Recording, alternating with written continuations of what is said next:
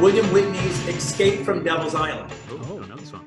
Yeah, it stars Jim Brown and Christopher George, directed by one of my favorite directors, William Witney.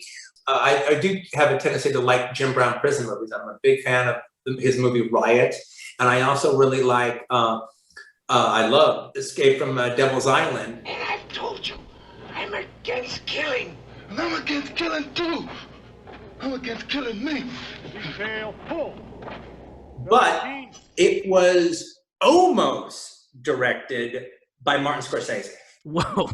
Yeah, after he did Boxcar Bertha, Gene Corman, Roger, it's because it wasn't made for Newer Pictures, it was made for United Artists. Gene Corman offered Martin Scorsese I Escape from Devil's Island. He was going to do it. And I talked to him, I had that interview with him for DGA Magazine, and we had a whole discussion, and I talked about it. He liked Jim Brown. He thought the script was terrific. He was down to do it. Then he had that conversation with John Cassavetes, who talked to him about, hey, you don't do these B movies. Yeah. And so then he decided, well, I'm going to get Mean Streaks together, and so he got Mean Streaks going instead. But if that hadn't happened, he would have done it. He would have done I Escape from Devil's Island. Now, when I call it a ripoff movie, it's because one of the big epic movies coming out at that time was going to be Papillon. And so they commissioned a script to take place in Devil's Island so they could beat Papillon to the gate. And they did. And then Papillon tried to sue them, but they couldn't. And then they made I Escape from Devil's Island, and they literally released it 1 month before Papillon came out.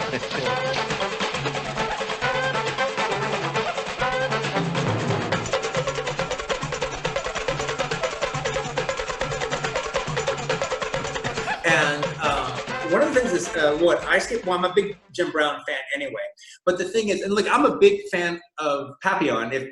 I'm a big fan of it as a movie, but I'm also kind of a big fan of the whole concept that like a huge, big commercial movie that the company's putting everything into, a big star piece, can, in the 70s, could be as depressing and as anti-entertaining as Papillon is.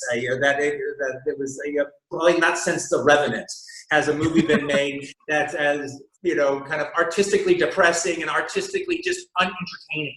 All right, but it's presented as this big canvas movie that actually worked. People actually liked it. People went and saw it. However, I Escape from Devil's Island, in a lot of ways, is the more interesting script. Now, it's a far more interesting script. And one of the things that I Escape from Devil's Island has that's terrific, and it's unique in prison movies made up until that time, and it's not dealt with in Papillon at all, is the movie has this whole subset society that exists in Devil's Island of what they call fancy boys. It takes just a little hit, a little slap on the ass, just a pat. Ouch, that hurt, Tommy. Banker pays, don't you, Daddy? And that is the men who are on the island who kind of dress like women and basically have the role of a woman on the island. And the more alpha males on the island, that's who they have sex with. They dress up as they don't dress up as women, but they dress up as pretty peacocks. However, now we've seen that before in movies. You'd see it in the movie Penitentiary. You'd see it in a little bit in the Three Singers, in The Longest Yard. You would have that. However, the society of the fancy boys is presented completely differently than I've ever seen it portrayed, actually, before or since, where they're not derided. They are not a figure of comedy. They are not a figure of, nor do they have a lower status on the island. They are coveted. They are kind of adored on the island. They have their own place. They own their own place. And they also have their own form of retribution. There's a scene where somebody does a transgression against a fancy boy, and then the fancy boys get together and they slit his throat.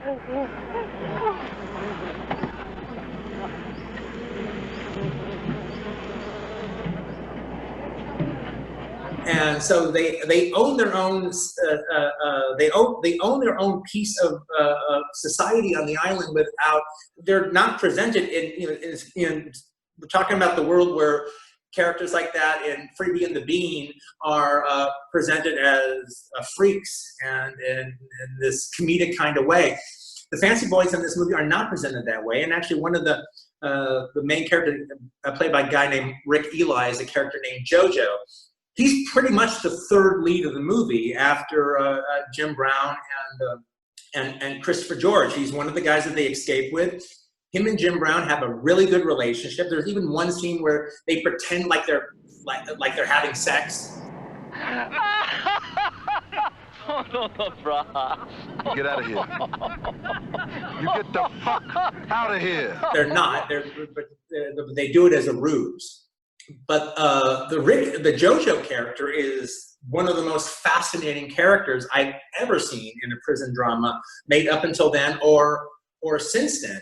And to actually think that a movie made for the grindhouses and for the blaxploitation movie theaters and urban cinemas and for Times Square and the drive-ins, which are notoriously homophobic, where you have macho masculine Jim Brown as the star, and this character of JoJo would be presented so positively, in such a positive nature, and a true camaraderie between Jim Brown and JoJo exists throughout the entire movie. That's pretty profound. We screened it a couple of times. We screened it once with Escape from Alcatraz, actually. Richard Adams, who also wrote Escape from Devil's Island. And it's written a really terrific script by an episodic television writer named Richard Adams, who also wrote the Jim Brown movie The Slams, directed by Jonathan Kaplan.